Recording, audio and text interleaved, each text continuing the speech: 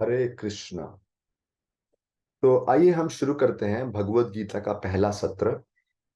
पहले हम आपको भगवत गीता का थोड़ा बैकग्राउंड बताना चाहेंगे। भगवत गीता में भगवान श्री कृष्ण अर्जुन को जिंदगी के 5 सिद्धांत समझाना चाह रहे हैं। सबसे पहला सिद्धांत है ईश्वर, यानी भगवान कौन है। दूसरा जीव, यानी हम सब, हमारा अस्तित्व क्या है, हु आर वी, हम जीवात्मा है।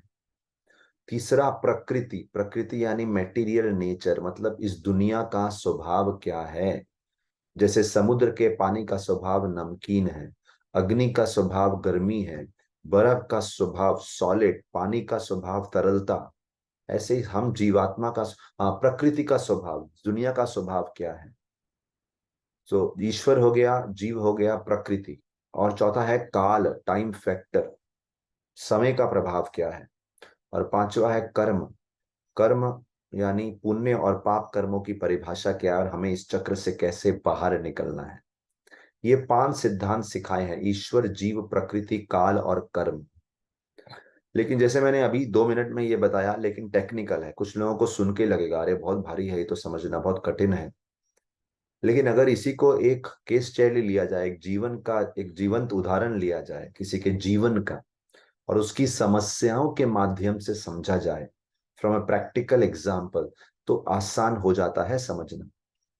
इसीलिए भगवान श्री कृष्ण अर्जुन का केस स्टडी लेते हैं, अर्जुन का उदाहरण लेते हैं। अर्जुन कुरुक्षेत्र की युद्ध भूमि में किन समस्याओं से जूझ रहे हैं, वो भगवान श्री कृष्ण उदाहरण लेके हमें समझाने का प्रयास कर रहे हैं। अभी अर्जुन की परिस्थिति क्या है, तो एक तो हमने अभी तक बता दिया कि भगवत गीता के 5 सिद्धांत क्या हैं। दूसरा हमने बताया कि भगवान ने उसको एक केस स्टडी से समझाया है, तो कुरुक्षेत्र की युद्ध भूमि एक रियल लाइफ एग्जाम्पल है। अभी तीसरी बात चर्चा करेंगे कि ये अर्जुन कौन है। तो कुरुक्षेत्र 5000 वर्ष पूर्व वहां पे एक युद्ध हुआ। कुरुक्षेत्र एक स्थान है, वहां पे एक युद्ध हुआ। और युद्ध किसमें हुआ? 100 कौरव थे जो आपस में रियल ब्रदर्स थे, और उनके कजन भाई थे पांडव, 5। पांडवों के पिता थे पांडु, कौरवों के पिता थे धृतराष्ट्र। धृतराष्ट्र और पांडु रियल ब्रदर्स थे। तो उनके जो बच्चे हुए, 100 एक तरफ, 5 एक तरफ, चचेरे भाई हुए आपस में। उनके बीच में प्रॉपर्टी को लेके युद्ध होता है। उस युद्ध में दुर्योधन और बाकी सब उनके भाई हैं, वो आ, खूब अनैतिक कार्य करते हैं, इमोरल, जिसे सिंपल भाषा में पाप भी कहा जा सकता है। लेकिन अर्जुन और पांडव जो है वो नैतिकता के मूल्यों का पालन करते हैं, दे आर फॉलोइंग मॉरलिटी। और इसीलिए उनका तरीका जीवन जीने का अलग है। और अर्जुन के साथ भगवान श्री कृष्ण है।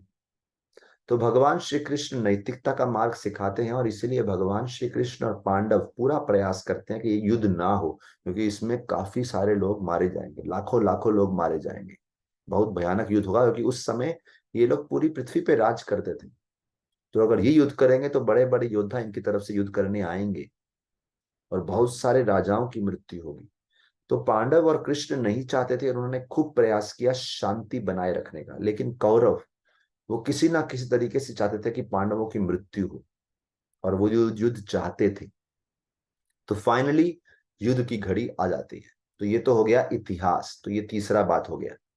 अभी चौथी बात, जब युद्ध की घड़ी आ गई, कुरुक्षेत्र में एक तरफ पांडव खड़े हैं, एक तरफ कौरव खड़े हैं। तो भगवान श्री कृष्ण ने बोला था कि आप लोग चूज करो मैं किसकी तरफ से लड़ूं। तो अर्जुन ने कृष्ण को मांग लिया था। तो कृष्ण अर्जुन की तरफ से लड़ नहीं रहे हैं, लेकिन अर्जुन के जस्ट साथ है, एक ड्राइवर, एक सारथी के रूप में। तो युद्ध भूमि का ये सीन है, सामने सामने खड़े हैं। उस समय जब कौरव, 100 कौरव और उनका जो नेतृत्व दुर्योधन कर रहे हैं, जो उनके सबसे बड़े भाई हैं, वो जब देखते हैं कि सामने कौन कौन है, पांडव आए हैं सामने, तो दुर्योधन घबरा जाते हैं कुछ क्षणों के लिए। क्यों? क्योंकि दुर्योधन देखते हैं कि जबकि हमारी संख्या ज्यादा है, लेकिन पांडवों के यहाँ जो जिस प्रकार का स्किल सेट, कौशल है, जिस प्रकार का बल है, और विशेष रूप से नैतिकता का बल, चाहे दुर्योधन किसी नैतिकता को मानते नहीं है, लेकिन कहीं ना कहीं अंदर से उनको भी आभास हो रहा है कि पांडवों की जीत हो सकती है।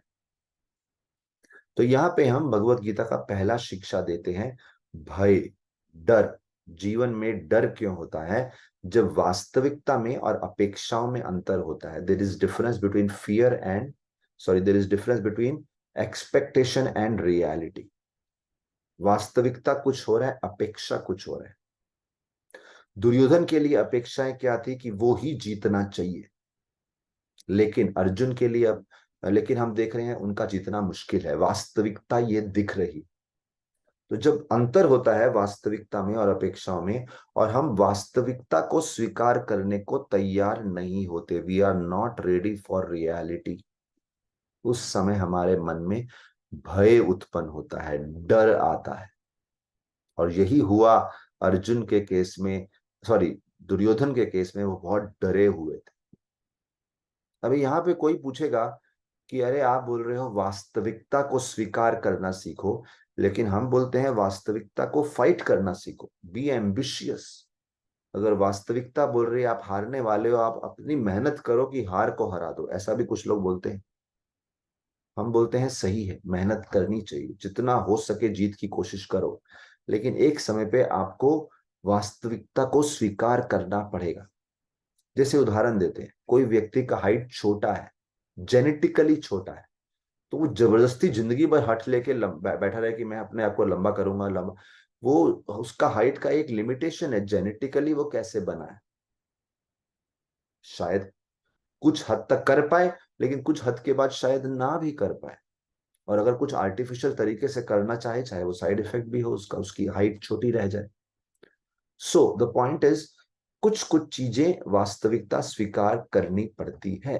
पांडवों में कुछ अच्छे गुण थे, जिनकी वजह से कम संख्या होते हुए भी वो कौरवों से अधिक बलशाली हमेशा साबित हुए हैं। और कौरवों की प्रॉब्लम क्या थी? अगर वो पांडवों को एज इट इज स्वीकार कर लेते कि ठीक है वो उनसे बेहतर हैं, बट पांडव कुछ मांग नहीं रहे थे, वो बोल रहे थे आधा प्रॉपर्टी, आधा आप रखो आधा हम रखते हैं। बट कौरवों को इतना एनवी था, वो बोले आपको थोड़ा सा प्रॉपर्टी भी नहीं देंगे, इतना एनवी था। सो कौरवों को, जैसे कि आप देख सकते हैं हमारा एक ग्रुप है, तो हम अगर 10 लोग हैं एक ग्रुप में, तो उसमें किसी में एक गुण होगा जो हम में नहीं होगा, और हम में कोई गुण होगा वो उसमें नहीं होगा। So one has to accept the reality. वास्तविकता को स्वीकार करने की क्षमता होनी चाहिए। अगर अंदर ही अंदर बोलेंगे नहीं उसके अंदर ये बेहतर क्यों है, फ्रस्ट्रेट रहेंगे। सो दुर्योधन फ्रस्ट्रेटेड थे, दुखी थे। अभी ये हो गया। उसके बाद 12वें श्लोक के बाद, तो पहले 11 श्लोक में दुर्योधन का भय दिखता है। उसके बाद 12वें से 20 तक अर्जुन के, पांडवों के साइड में क्या क्या बेहतर है, what all is good on the side of Pandavas, वो दिखता है। बहुत कुछ। भगवान श्री कृष्ण स्वयं है, उनका रथ दिव्य है, उनके घोड़े दिव्य है, उनके यहाँ लक्ष्मी जी, उनके यहाँ हनुमान जी। इतना सब होते हुए भी अर्जुन भी भयभीत हो जाते हैं, और अर्जुन बोलते हैं मुझे युद्ध नहीं करना। अर्जुन तो कॉन्फिडेंस भी हार जाते हैं। अभी अर्जुन के डरने का कारण क्या है? क्योंकि अर्जुन की तरफ तो बहुत कुछ अच्छे फैक्टर्स हैं।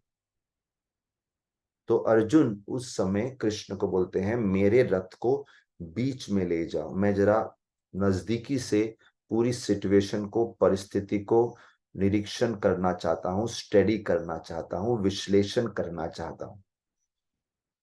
और जब उनका रथ दोनों आर्मीज, दोनों सेनाओं के बीच में आता है, भगवान श्री कृष्ण लेके आते हैं, उस समय अर्जुन के मन में क्या चल रहा है, वो 28वें श्लोक के आगे बोलना प्रारंभ करते हैं। 28वें से 43 नंबर श्लोक पर बहुत सुंदर बताते हैं कि उनके मन में क्या चल रहा है। देखिए, अर्जुन के मन में जो भय है, मैं फिर से वास्तविकता और अपेक्षाओं के बीच में अंतर बताता हूं, वो कारण है भय का। अर्जुन के मन में था कि जितने भी मेरे रिश्तेदार हैं वो हमेशा जीवित रहने चाहिए, किसी की मृत्यु नहीं होनी चाहिए। तो उनको ये बात डाइजेस्ट नहीं हो रही थी कि हमारे रिश्तेदारों की मृत्यु होगी। चाहे वो मृत्यु का कारण ना बने, कोई ना कोई तो मृत्यु का कारण बनेगा। तो ये बात उनको सहन नहीं हो रही थी। दूसरा दूसरी बात क्या थी? कि अर्जुन देख रहे हैं कि मेरे जो कजन ब्रदर्स हैं उनके अंदर इतनी नफरत क्यों है। अर्जुन को ये सहन नहीं हो रही थी कि इस दुनिया में कुछ लोग आ, में प्रेम नहीं है, वो बिना कोऑपरेशन के, बिना एकता के रह सकते हैं, क्योंकि अर्जुन चाहते थे कि हमेशा भाइयों में प्रेम और एकता बनी रहे। तो ऐसे कई कारण थे जो अर्जुन एक्सेप्ट नहीं कर पा रहे थे कि दुनिया में ऐसा क्यों होता है, और इसलिए अर्जुन भयभीत हो गए। अर्जुन रियलिटी को स्वीकार नहीं कर पा रहे थे। और अर्जुन कम से कम 4 कारण बताते हैं क्यों उनका कॉन्फिडेंस कम है और वो युद्ध नहीं करना चाहते। ऐसा नहीं कि अर्जुन को डर था वो हार जाएंगे, हारने का तो कदापि डर नहीं था। कृष्ण साथ में है तो जीत तो होगी, और हार भी गए तो उनको फर्क नहीं पड़ता, क्योंकि उनको कोई प्रॉपर्टी का लालच नहीं था। तो आइए देखते हैं किस किस बात से अर्जुन घबराए थे। 28 श्लोक से 30 श्लोक तक अर्जुन सबसे पहला रीजन देते हैं। अर्जुन बोलते हैं इतने लोगों की मृत्यु होगी, मुझे उस पर दया आ रही है, मैं उसको स्वीकार नहीं पर कर पा रहा कि लोग मर जाएंगे। तो यहाँ पे देखिए उनका एक्सेप्टेंस नहीं है, स्वीकृति नहीं है रियलिटी का, कि अरे जो पैदा हुआ है वो तो कभी ना कभी मरेगा ही मरेगा। वो चाहते हैं कोई मरना नहीं चाहिए, इतने लाखों लोग मर जाए, वो मैं ये स्वीकार नहीं कर सकता। और यहाँ पे एक तो अर्जुन की लैक ऑफ स्वीकृति, लैक ऑफ एक्सेप्टेंस है कि इतने लोग मर क्यों रहे हैं, ये स्वीकृति नहीं हो रही। और दूसरा अर्जुन का एक दिव्य गुण भी बाहर आ रहा है। अर्जुन सोच रहे हैं इतने सारे लोग मरे इसलिए कि हमें राज करना है, हमें किंगडम चाहिए, हमारी लालच के लिए लोग मरे, ना ना ना, मुझे ये नहीं चाहिए। तो बड़ा दिव्य गुण है ये, बिल्कुल भी लालची नहीं है। फिर 31 से 35 तक अर्जुन बोलते हैं अगर मेरे रिश्तेदार मर जाएंगे तो मैं धन का क्या करूंगा। तो यहाँ पे उनका दूसरा गुण बाहर आ रहा है, ही values relationship more than resources. वो इस जगत की वस्तुओं से ज्यादा अपने रिश्तों को प्राथमिकता देते हैं। हम देखते हैं आजकल दुनिया में हमेशा रिसोर्सेस को प्रेफर करते हैं, रिश्तों को नहीं। अर्जुन का उल्टा है। इसलिए अर्जुन एक पुण्य आत्मा है, एक नैतिकता वाले व्यक्ति। और 36, 37, 38 में अर्जुन तीसरा कारण बोलते हैं। अर्जुन बोलते हैं अगर मैं अपने रिश्तेदारों को मार दूंगा, इसमें से काफी सारे लोग पूजनीय हैं, बहुत ही सुपीरियर, उम्र से सुपीरियर हैं, समाज में बहुत सम्माननीय हैं, इनको मार के मुझे पाप लगेगा। तो यहाँ तीसरा कारण है पाप और पुण्य की परिभाषा। मतलब हर इंसान को कोई भी कार्य करने से पहले पाप और पुण्य में भेदभाव समझना चाहिए। तो ये तीसरा चीज अर्जुन बताते हैं कि ना ना ना, मुझे पाप लगेगा। और चौथा चीज वो 39 नंबर श्लोक से लेकर 43 नंबर श्लोक में बताते हैं कि अगर हम ये युद्ध करेंगे तो पूरा जो सोशल स्ट्रक्चर है, पूरा समाज हिल जाएगा। क्यों? क्योंकि इसमें काफी सारे वरिष्ठ एल्डर्स हैं जो मारे जाएंगे, और उनके मारे जाने से जो यंग जनरेशन है, जो युवा पीढ़ी है, चाहे वो महिलाएं हो, बच्चे हो, युवा हो, उनका मार्गदर्शन करने वाला कोई नहीं होगा, और इसलिए पूरा सामाजिक स्ट्रक्चर भंग हो जाएगा। क्योंकि वरिष्ठों का सहारा बहुत जरूरी है। So here he respects elders. तो सबसे पहले तो वो किसी को मरते देख नहीं सकते, कंपैशन, लालच नहीं चाहिए। दूसरा, रिश्तेदार जो है वो धन से ज्यादा महत्वपूर्ण है। तीसरा, पाप लगेगा।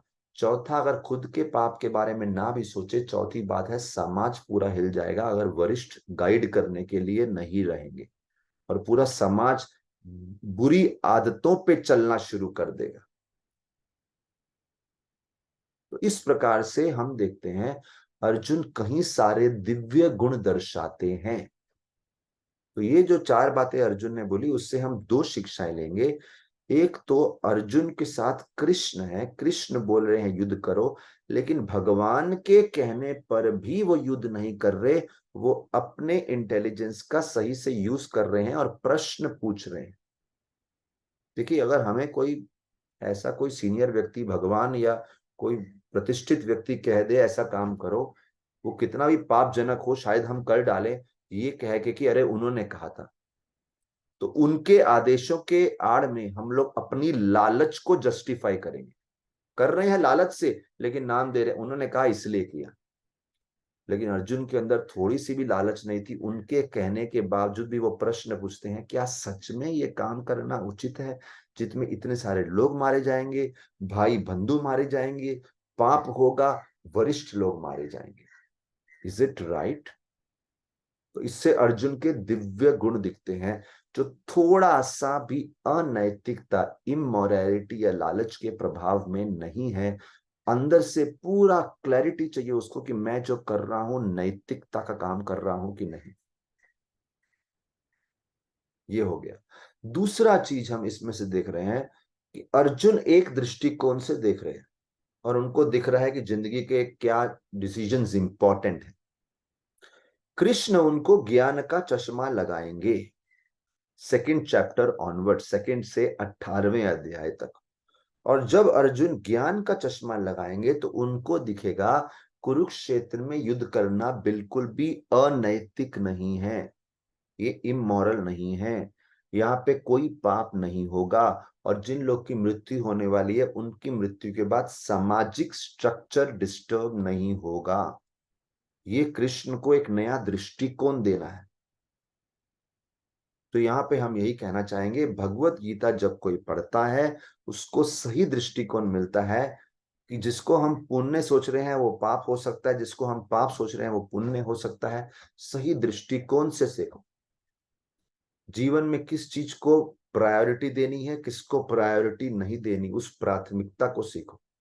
भगवान ने अर्जुन को चूज किया ये दिखाने के लिए कि बड़े से बड़ा विद्वान व्यक्ति भी कंफ्यूज हो सकता है और उसको समय समय पे गाइडेंस की जरूरत होती है, किसी बुद्धिमान व्यक्ति की जो शास्त्र जानता है, कंसल्ट करना पड़ता है। अच्छा, अर्जुन भी शास्त्र पढ़े थे, लेकिन कभी कभी शास्त्र पढ़ा हुआ व्यक्ति भी अपने जीवन में कंफ्यूज हो जाता है। जीवन एक दलदल के समान है, जैसे दलदल में गिरे हैं तो कोई और बाहर निकालेगा तो ही अच्छा है, खुद नहीं निकल सकते। ऐसे ही अर्जुन कंफ्यूजन्स के दलदल में पड़े हैं, जबकि वो शास्त्र जानते हैं, लेकिन शास्त्र में किस वाक्य को कैसे यूज करना वो कंफ्यूज है। कोई दूसरा उनको हेल्प करेगा तभी संभव होगा।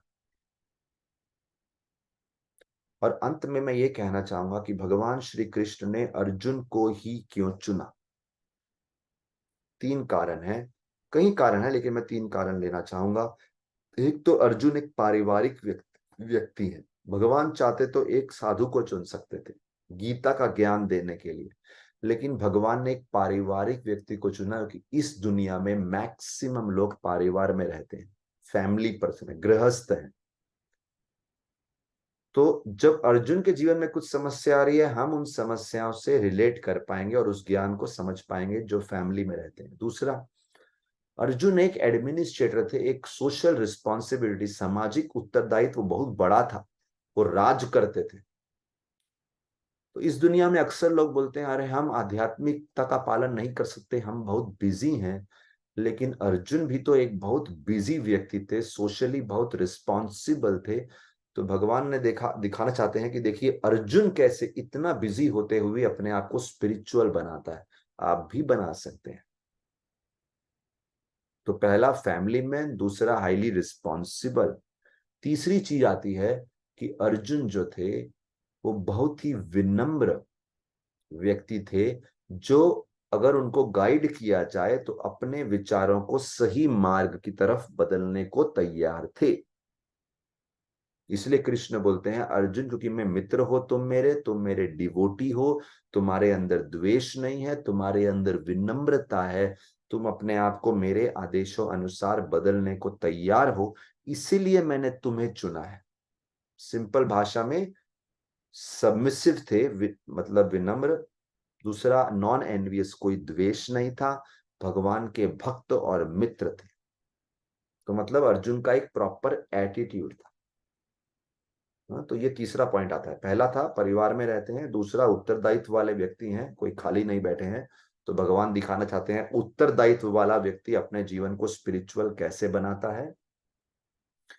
और तीसरा पॉइंट है कि अर्जुन एक डिवोटी है, उनका एटीट्यूड बड़ा अच्छा है। तीसरा पॉइंट एटीट्यूड का है, मतलब मनोवृत्ति। और उनकी मनोवृत्ति क्या है उसमें हम देखेंगे वो सबमिसिव, विनम्र है। दूसरा, मनोवृत्ति उनकी सबमिसिव है। दूसरा, वो डिवोटी भक्त हैं, तीसरा नॉन एनवियस द्वेष नहीं है, और चौथा एक मित्र है भगवान के, जो भगवान के मिशन में सहायता करना चाहते हैं। ऐसा व्यक्ति भगवत गीता समझने के लिए उपयुक्त व्यक्ति है, सही व्यक्ति है। तो ये है फर्स्ट चैप्टर, पहले अध्याय का सारांश।